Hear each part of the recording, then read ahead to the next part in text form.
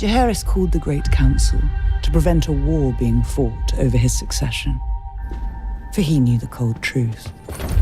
The only thing that could tear down the House of the Dragon was itself. I love prologues. I thought to ground people in the New World, we needed some kind of epic opening that would give people a footing to understand where they were.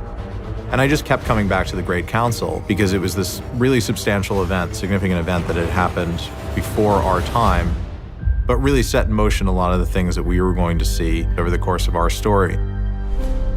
When I first read that in the script, I thought to myself, we will have been off air for so long that it's actually an essential component of bringing people back into the world. And it felt like there was no one else that could tell that story. The Lords chose Viserys, my father. The thing that the Great Council should tell you is that this is a patriarchy and that the men of the realm want to keep the men in power. I don't think Viserys was a guy who sought the crown or wanted it, really. It kind of came to him. I think Viserys struggles with being the king. He's got big shoes to fill. Jaehaerys, the king that went before him, was a peacetime king.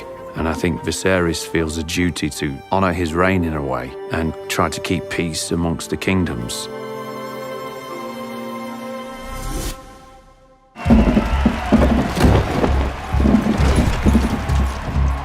I knew that I needed to do a sequence in the first episode that gave a nod towards what was capable on this show. And a tournament was something that was exciting. And it felt really important to bring Game of Thrones action to the pilot. Sword! And the reason we chose a tournament is because a tournament is essentially playing at war. And you get to tell the story of unrealized aggression that's let out in this very visceral way. Queen Aemma has begun her labors! And it's Viserys putting the cart before the horse a bit, indulging in this grand thing to welcome what he's convinced is a new male heir. It was actually Miguel's idea to intercut the birth with the specific Criston Cole fight, because as Aemma tells Rhaenyra early in the story, the childbed is our battlefield. We wanted to look at them in the same way that we would look at battle sequences. A battle sequence needs to be about something, otherwise it has no purpose. If you're going to put that kind of violence on screen, it needs to be for a reason. With the birthing, it was the same. We really wanted to see the female perspective because it's a realistic portrayal of things that used to happen at the hands of men to women, because a 50-50 chance that you have of surviving a birth in those times is not good odds. It sometimes becomes necessary for the father to make an impossible choice. So we were trying to show how dangerous childbirth was, but also to dramatize the terrible position that Viserys is put in, because it's made very clear to him that Aemma is going to die either way. The only choice that you really have in the matter is whether you try to save the child. And he knows that it's his duty to put forward a male heir, especially if his wife is not going to make it, not be able to generate another heir for him. So that's what motivates him to make that decision with the Grand Maester.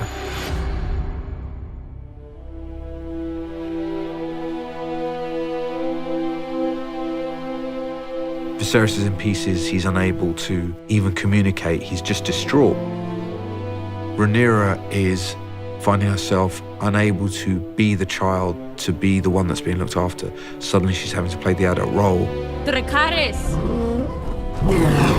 She's basically cremating, because the Targaryens cremate their dead, so she's cremating her mother and her brother. It's quite traumatic, actually. She was asked, would you kind of do the honors of lighting the pyre with Syrax? It's a real final moment for her, being forced to say goodbye in that way. And Daemon is being the most thoughtful, caring, responsive of the three, which was a choice that Matt made. I think they are normal brothers, and there's a huge amount of love there, and I think it's complicated. There's a sort of deep, dark history that surrounds them.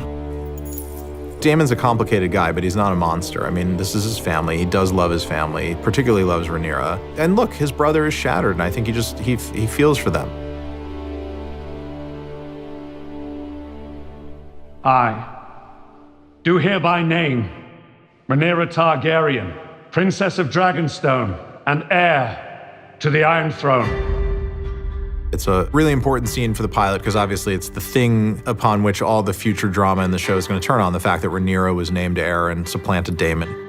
Viserys chooses Rhaenyra in part out of guilt for what he did to Aemma, and in part out of love because he wants her to be happy to fulfill her own potential.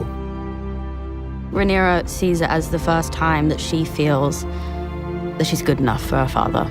She's also the first woman ever to be named heir. Viserys was named heir over someone who should have deserved it, Princess Rhaenys. So she kind of feels like there's like a reprimand in that. There's something else that I need to tell you. Viserys is obsessed with the idea that they may be around the corner from the end of the world. And we felt like it was a really good way of adding this weight to the notion of Rhaenyra becoming queen. Instead of her wanting to do it out of ambition, she was being handed down a responsibility to bring everybody together to fight the incoming White Walker problem that, in fact, we knew would not show up for another 170 years.